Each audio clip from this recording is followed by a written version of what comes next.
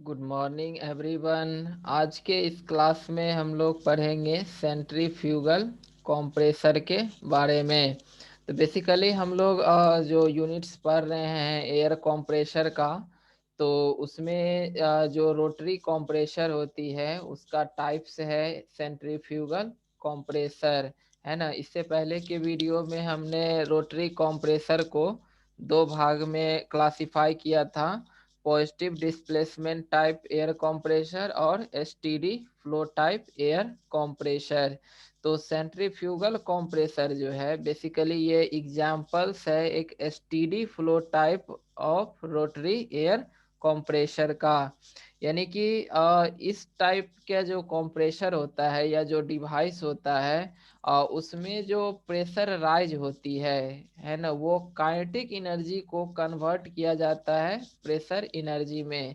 इसको हम अलग अदर वर्ड में हम बोल सकते हैं कि ऐसा डिवाइस जो काइनेटिक एनर्जी का यूज करता है उसके प्रेशर एनर्जी को बढ़ाने में, यानी कि इस डिवाइस में काइनेटिक एनर्जी कन्वर्ट होता है प्रेशर एनर्जी में। तो वैसे डिवाइस को हम लोग कहते हैं एसटीडी फ्लो टाइप डिवाइस, है ना। तो सेंट्रीफ्यूगल कंप्रेसर भी एक steady flow type rotary air compressor का ये एक एग्जाम्पल्स हुआ।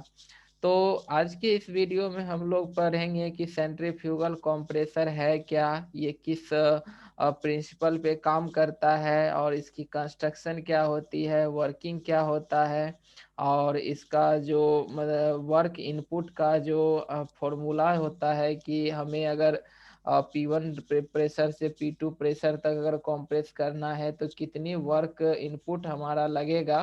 तो इन सब चीज़ों को हम लोग आज कैलकुलेट करेंगे। तो इस पूरे देखने के लिए पूरा वीडियो को ज़रूर देखें।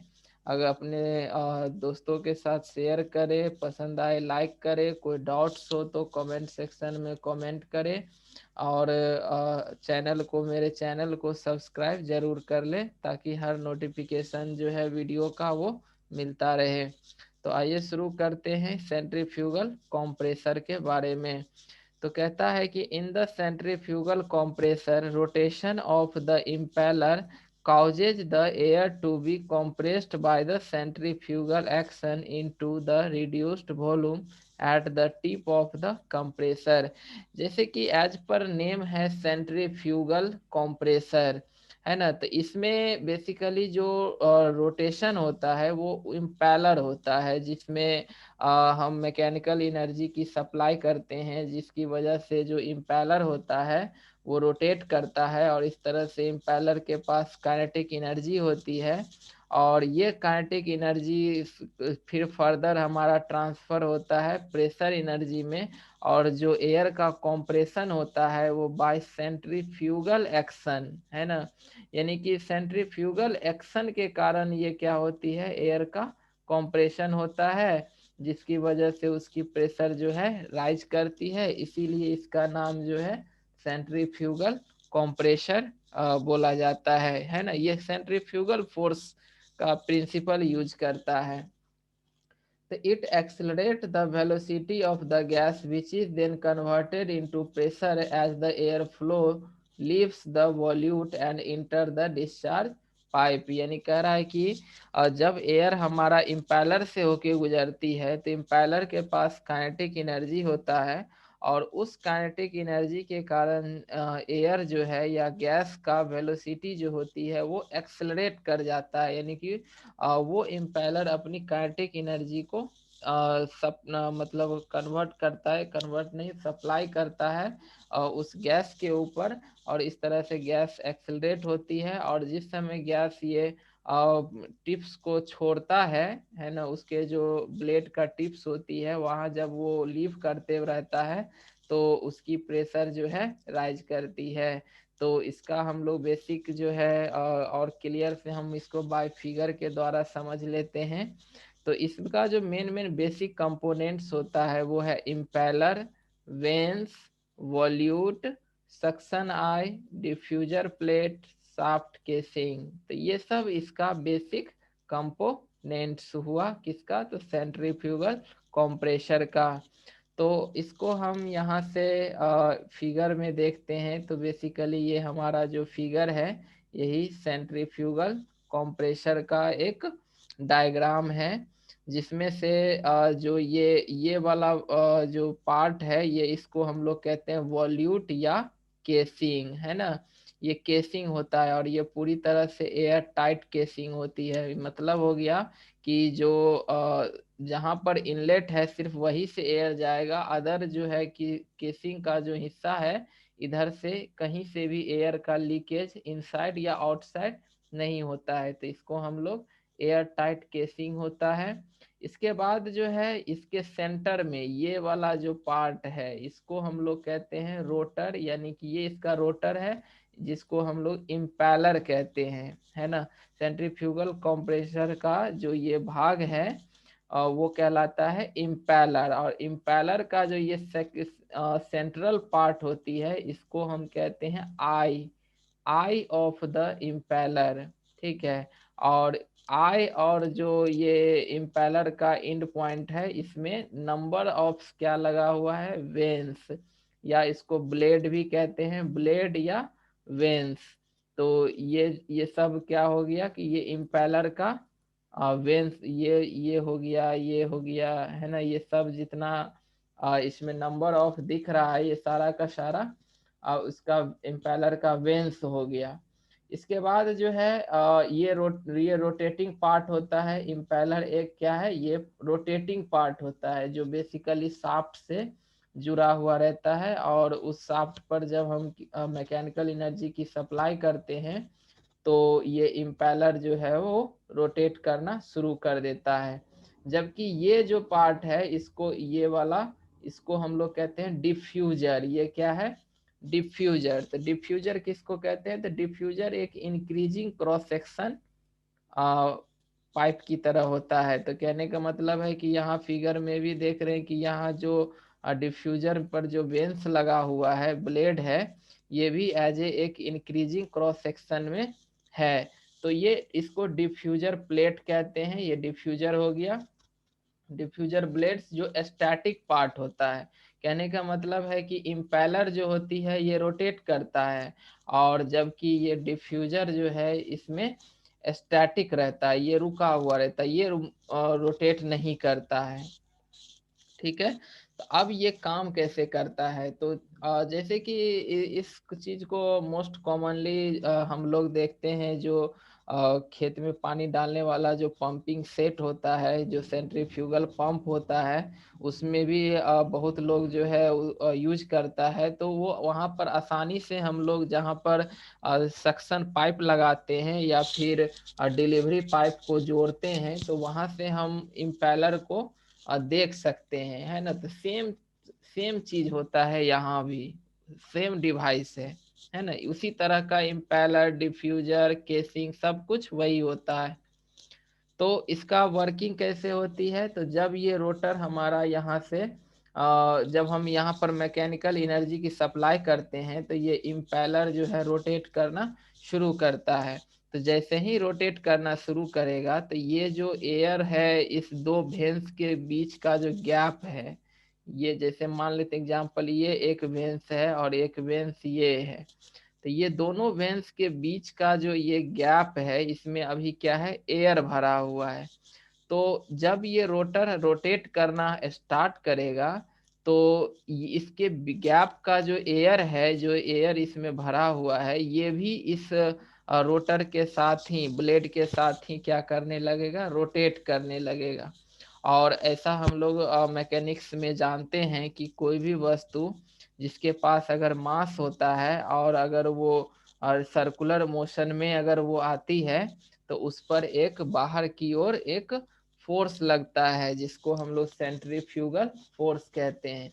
तो सेम चीज है, जब ये इम्पेलर घूमना शुरू करेगा तो ये ब्लेड भी घूमेगा, और जब ब्लेड के गैप के बीच में जो एयर है वो भी मूव करना शुरू करेगा। तो जैसे जैसे ये मूव करेगा इस एयर के पास क्या आएगा, काइनेटिक एनर्जी आएगा। और काइनेटिक चूंकि इसमें मास भी है और इसके पास वेलोसिटी आ गई, तो इस पर एक जो आउटवार्ड डायरेक्शन में फोर्स लगना शुरू होता है, जिसको हम लोग क्या कहते हैं, सेंट्रीफ्यूगल फोर्स कहते हैं। तो इस एयर के ऊपर सेंट्रीफ्यूगल फोर्स अप्लाई होना शुरू होता है, तो ये एयर जो है यहाँ से मूव करके डिफ्यूजर की तरफ ये मूव करता है इम्पेलर ब्लेड के ऊपर से होते हुए। और चूंकि सेंट्रीफ्यूगल फोर्स बाहर की ओर लगता है, तो ये डिफ्यूजर की तरफ मूव करता है। तो यहाँ पर क्या होगा, वैक्यूम क्रिएट होगा। कहने का मतलब है कि यहाँ से एयर अगर इधर की ओर मूव करेगा, तो यहाँ पर स्पेस खाली होगा, वैक्यूम क्रिएट होगा। तो जैसे ही यहाँ पर वैक्यूम क्रिएट होगा, तो यहाँ आई के पास जो होता है एक हॉरिजेंटली पाइप लगा हुआ रहता है ना, जो हम लोग पंपिंग सेट में भी देखते हैं कि जिसमें हम सक्शन पाइप को हम अटैच करते हैं। तो वो एक छोटा सा यहाँ पर ट्यूब लगा हुआ रहता है बिल्कुल आई के पास, है ना। तो जैसे ही यहाँ वैक्यूम क्रिएट होगा, तो इस आई के ये इस छोटा सा ट्यूब के थ्रू एयर जो है यहाँ पर आई के ऊपर आना शुरू हो जाएगा, है ना। उसके बाद फिर जब ये आई यहाँ से एयर आई के ऊपर आता है, और आई पर आने के बाद ये वेंस के गैप्स में जाना शुरू करता है, यानी कि सारे वेंस के गैप जो है इसकी तरफ जो है ये एयर, क्योंकि स्पेस यहाँ पर वैक्यूम क्रिएट हुआ है ना, तो इस गैप में एयर आना शुरू होता है। और ये जैसे ही आइस से ऊपर से होते हुए ये वेंस के पास आता है, तो चूंकि ये इम्पेलर एक रोटेटिंग कंडीशन में है, तो जैसे ही एयर आई से वेंस की तरफ जाएगा, ये इम्पेलर से काइनेटिक एनर्जी को गेन करेगा। और जब ये इम्पेलर से काइनेटिक एनर्जी को गेन करेगा, तो इस पर सेंट्रीफ्यूगल फोर्स लगेगा, जिसके कारण ये डिफ्यूजर की तरफ जो है ये यहाँ से ब्लेड का जो के भेंस के ऊपर से होते हुए ये डिफ्यूजर की तरफ क्या होगा, मूव करेगा, है ना। तो इस तरह से जो एयर है वो इम्पेलर से जब ये आउट होता है, तब तक ये क्या कर लेता है, काइनेटिक एनर्जी को ये गेन कर लेता है इस इम्पेलर से। और फिर फाइनली जब एयर इस इम्पेलर से डिफ्यूजर में प्रवेश करती है, तो डिफ्यूजर एक हमारा देख रहे हैं कि ये इंक्रीजिंग क्रॉस सेक्शन एक ट्यूब जैसा है, ट्यूब नहीं प्लेट जैसा होता है, जिस पर नंबर ऑफ जो डिफ्यूजर के ऊपर ब्लेड्स लगा हुआ है, ये एज ए इंक्रीजिंग एरिया में है। तो डिफ्यूजर का काम होता है कि जब कोई भी एयर यहाँ से पास करेगा, तो ये उसके काइनेटिक एनर्जी को ये प्रेशर एनर्जी में क्या करता है, कन्वर्ट करता है। तो इसकी को हम लोग कहते हैं डिफ्यूजर। तो ये एयर काइनेटिक एनर्जी गेन करके जब ये इस डिफ्यूजर में आती है, तो यहाँ पर इसका प्रेशर एनर्जी जो है वो राइज करता है। और ये प्रेशर जब ये डिफ्यूजर को लीव करता है, तो इसका काइनेटिक एनर्जी कन्वर्ट हो जाता है किसमें, तो प्रेशर एनर्जी में। इस तरह से ये एक मतलब लोअर एटमॉस्फेरिक प्रेशर पर तो यहाँ आई के ऊपर इन किया था, और यहाँ से काइनेटिक एनर्जी गेन करके डिफ्यूजर में गया, और डिफ्यूजर वापस इस काइनेटिक एनर्जी को कन्वर्ट कर दिया प्रेशर एनर्जी में। और फिर इस तरह से हाई प्रेशर एयर जो है ये केसिंग में आके कलेक्ट होता है, और यहाँ से ये कलेक्ट होते होते ये डाउन स्ट्रीम की तरफ जो है ये एयर मूव करता है ना। यहाँ पर आउटलेट लगा हुआ है, तो ये सारे डिफ्यूजर प्लेट से, यानी कि ये जितना भी नंबर ऑफ प्लेट्स पर जितना भी वेंस गैप है, सबसे एयर जो है यहाँ से आउट होते रहता है, और सब ये कलेक्ट होती है इस केसिंग में। और ये केसिंग में चूंकि प्रेशर हाई होने के कारण ये मूव करता है किधर, डाउनवर्ड स्ट्रीम की तरफ। और यहाँ पर हम जो है कोई भाल्व लगा हुआ रहता है या कोई इंस्ट्रूमेंटेशन लगा हुआ रहता है, जिसे ही हमारा एक सर्टेन प्रेशर राइज, जो डिजायर प्रेशर राइज है वो होता है, हम लोग यहाँ से भाल्व को ओपन करके इसका जो प्रेशर एनर्जी है उसकी हम यूज कर लेते हैं। तो इस तरह से ये जो सेंट्रीफ्यूगल कंप्रेसर का जो कंस्ट्रक्शन है और उसके अकॉर्डिंग जो इसका वर्क है, तो हम देख रहे हैं कि ये सेंट्रीफ्यूगल एक्शन से और काइनेटिक एनर्जी को प्रेशर एनर्जी में कन्वर्ट करके और इसका जो प्रेशर राइज किया जाता है। तो इस तरह से ये एक एसटीडी फ्लो टाइप डिवाइस है और ये सेंट्रीफ्यूगल एक्शन का यूज कर रहा है, इसीलिए इसका नाम हम लोग बोला जाता है सेंट्रीफ्यूगल कंप्रेसर। तो यही सारे मैटर्स को हम लोग यहाँ नोट्स के थ्रू समझते हैं। तो जैसे कि यहाँ पर जो बेसिक कंपोनेंट्स है वो हम बता दिए। तो यहाँ पर लिखा हुआ है the inlet to the centrifugal compressor is typically a simple pipe. एक छोटा सा पाइप होता है जहाँ से वो एयर जो है इन करता है, और the inlet casing with converging nozzle whose function is to accelerate the fluid to impeller inlet. कहने का मतलब जो इनलेट पाइप होता है वो हल्का सा कन्वर्जिंग टाइप का होता है, जो उस एयर को क्या करता है, एक्सेलरेट करता है। कहाँ पर, तो इम्पेलर की तरफ, जो इम्पेलर का आई है उसकी तरफ वो एक्सेलरेट होता है। इस तरह से air इंटर्स the I of impeller with low velocity and atmospheric pressure. तो उस समय जो उसकी वेलोसिटी होती है वो उतनी ज़्यादा नहीं होती है, कम होता है, और उसका प्रेशर भी एटमॉस्फेरिक प्रेशर ही होती है। फिर वो एयर जब हमारा आई से इम्पेलर पर जाता है, यानी कि इम्पेलर का जो ब्लेड्स है उसके ऊपर जाता है, तो impeller transfer the energy of drive to the air. जो इम्पेलर है वो अपना काइनेटिक एनर्जी को ट्रांसफर करता है एयर पर। तो एयर में भी क्या आती है, काइनेटिक एनर्जी आ जाता है, वेलोसिटी आ जाती है।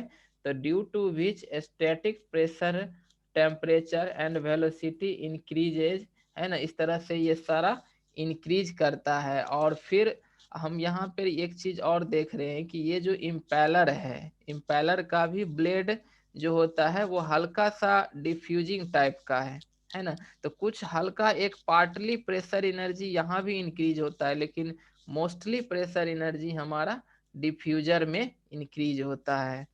तो इस तरह से कर रहा है। Now air enters into diffuser where kinetic energy is converted into pressure energy due to which velocity of air decreases and rise in static pressure. जहां पर डिफ्यूजर प्लेट में वेलोसिटी जो है एयर का घटता है और वो कन्वर्ट होता है स्टैटिक प्रेशर में।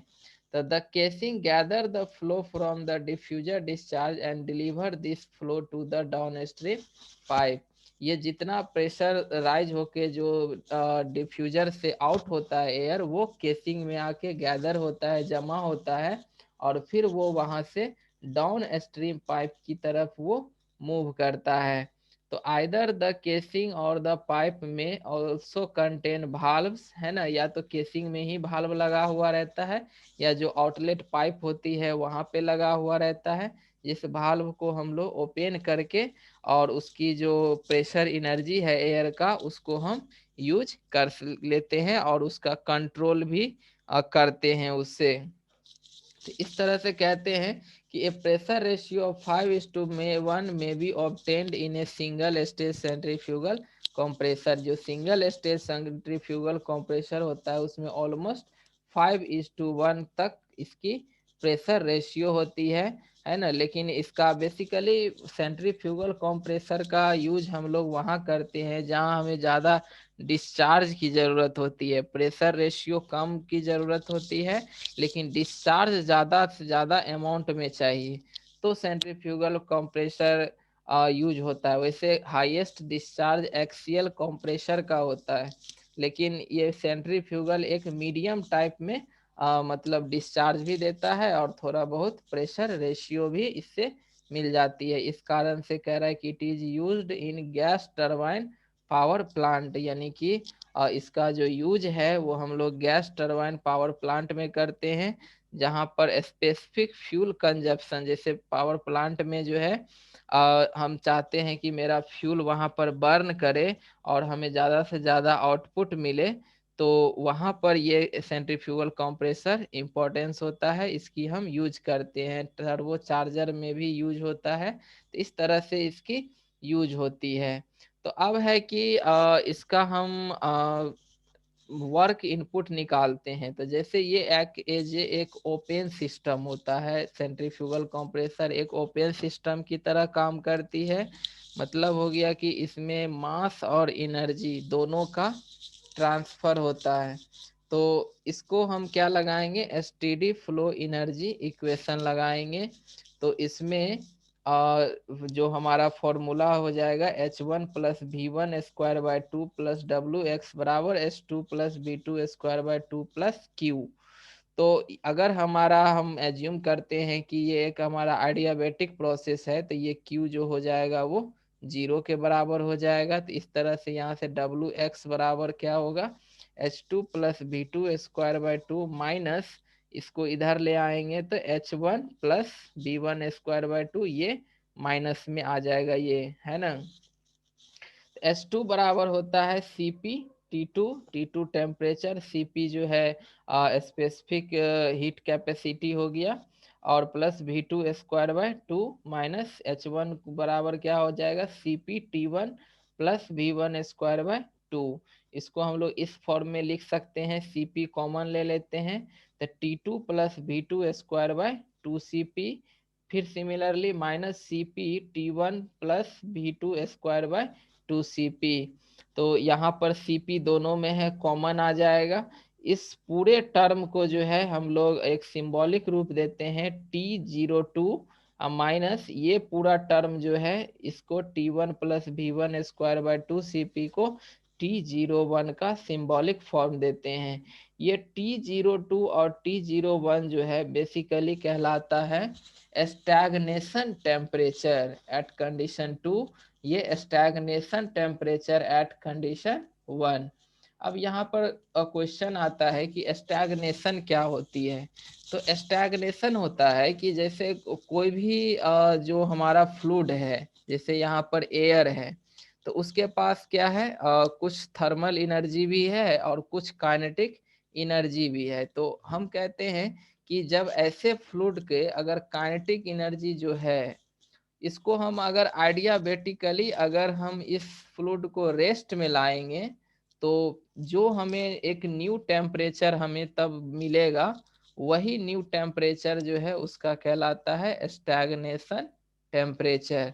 मतलब हो गया कि इसके पास पहले से भी कुछ टेम्परेचर है, जैसे T2 है, फिर हम लोग इसके पास वेलोसिटी भी है चूंकि, और इस वेलोसिटी को हमको रेस्ट में लाना है। तो अगर हम इसको आइडियाबेटिकली अगर हम रेस्ट में लाते हैं, तो इससे उसकी टेम्परेचर जो है एक न्यू टेम्परेचर वैल्यू तक पहुंच जाता है।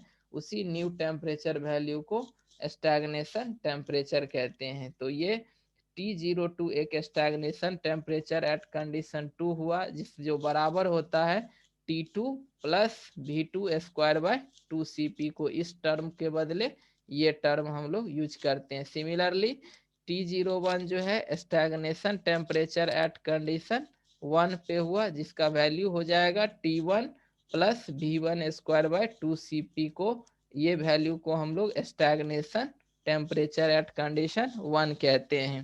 तो ये सिंपल फॉर्मूला आ गया Cp T02 माइनस T01। यहाँ से T01 को कॉमन ले लेंगे तो आ जाएगा T02 बाय T01 माइनस 1। इस तरह से यहाँ पर स्टैग्नेशन टेम्परेचर का रेशियो है, तो T2 बाय T1 बराबर जो होता है, ये बराबर होता है P2 बाय P1 के power gamma minus 1 by gamma, यही होता है गामा माइनस 1 बाय गामा। तो P2 बाय P1 को हम लोग कहते हैं प्रेशर रेशियो। तो चूंकि यहाँ स्टैग्नेशन टेम्परेचर का रेशियो है, इसीलिए यहाँ पर स्टैग्नेशन प्रेशर का रेशियो हो जाएगा power gamma minus 1 by gamma minus 1। इस तरह से जो वर्क इनपुट का फॉर्मूला बन गया सेंट्रीफ्यूगल कंप्रेसर में, वो बराबर हो गया Cp T01 इंटू RP0 के power gamma minus 1 by gamma minus 1, जहाँ पर ये RP0 जो है वो स्टैग्नेशन प्रेशर रेशियो है। ठीक है, तो इस तरह से हम सेंट्रीफ्यूगल कंप्रेसर में वर्क इनपुट की वैल्यू जो है हम इस फॉर्मूला की मदद से निकाल सकते हैं। अब इसमें हम लोग कुछ और जानते हैं कि जो इम्पेलर्स होता है, तो जनरली इसमें 3 टाइप्स का ब्लेड होती है, एक रेडियल इम्पेलर ब्लेड, एक फॉरवर्ड कर्व ब्लेड और एक बैकवर्ड कर्व ब्लेड। जहां पर ये तीनों फिगर दिया हुआ है, फॉरवर्ड हम उसको कहते हैं जिसमें बीटा 2 जो है, बीटा 2 बेसिकली हम लोग जो वेलोसिटी ट्रायंगल देखते हैं आउटलेट पर, तो उस वेलोसिटी ट्रायंगल में जो हमारा एब्सोल्यूट वेलोसिटी और विर्ल वेलोसिटी के बीच का जो एंगल होता है वही कहलाता है बीटा 2।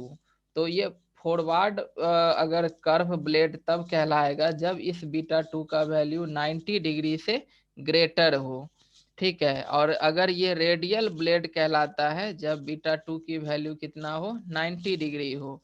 और जब ये बैकवर्ड ब्लेड कहलाता है जब ये बीटा 2 का वैल्यू 90 से छोटा हो। यहाँ हम लोग ध्यान देंगे कि ऐसे भी समझने का समझ सकते हैं कि जैसे अगर ये मोशन क्लॉकवाइज है ना, कि ये क्लॉकवाइज रोटेट कर रहा है, तो ये ब्लेड का जो कर्व भी अगर इसी क्लॉकवाइज की तरफ ही है तो ये फॉरवर्ड हो गया।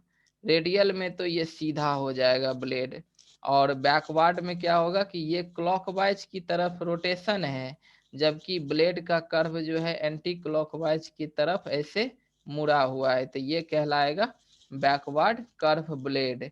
तो चूंकि ये जब एयर इस ब्लेड से ऊपर पास करता है, यानी कि जब ये एयर इस गैप में आती है और इम्पेलर रोटेट करता है, तो ये एयर के ऊपर ये क्या करता है, काइनेटिक एनर्जी सप्लाई करती है और यहाँ पर सेंट्रीफ्यूगल एक्शन होता है।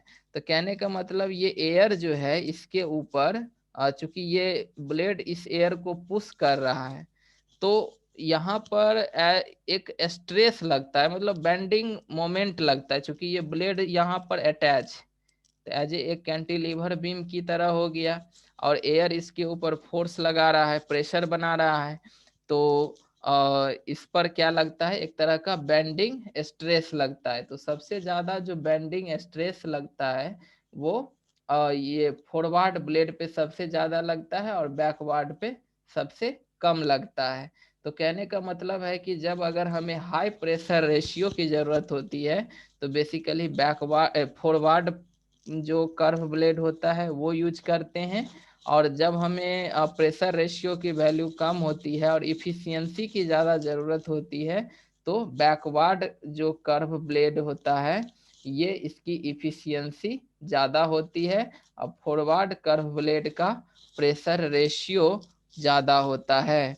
तो इस तरह से ये 3 तरह का ब्लेड जनरली इम्पेलर में होता है। तो यही चीज लिखा हुआ है, centrifugal effect of the curve blade create bending moment and produce increased stresses, है ना। ये सेंट्रीफ्यूगल इफेक्ट ब्लेड के ऊपर स्ट्रेस को इंक्रीज करता है।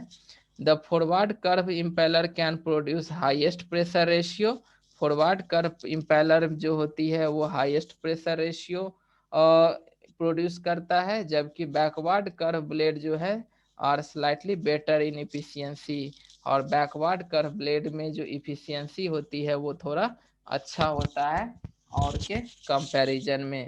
तो आई थिंक कि ये सेंट्रीफ्यूगल कंप्रेसर का वर्किंग, कंस्ट्रक्शन, प्रिंसिपल, ये सारा चीज क्लियर हो गया होगा। तो अगर ये वीडियो पसंद आया हो तो लाइक शेयर जरूर करें, डॉट को कमेंट करें एंड चैनल को सब्सक्राइब करें। Thank you.